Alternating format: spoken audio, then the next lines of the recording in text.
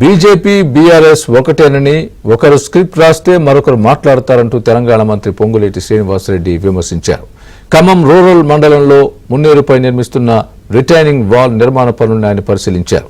గత ఏడాది ఆగస్టులో మున్నేరు వరదల్లో పేదల ఇబ్బందులను దృష్టిలో ఉంచుకొని రిటైనింగ్ వాల్ నిర్మించడానికి సీఎం రేవంత్ ఆదేశించారని మంత్రి తెలిపారు. 680 కోట్లతో రిటైనింగ్ వాల్ పనులు జరుగుతున్నాయని, ప్రతిపక్షం తమ పాత్ర పోషించడంలో తప్పులేదని, కానీ సీతారామ ప్రాజెక్టుకు కరెంటు కూడా ఇవ్వలేని స్థితిలో ఆనాటి ప్రభుత్వం ఉందని పొంగులేటి విమర్శించారు.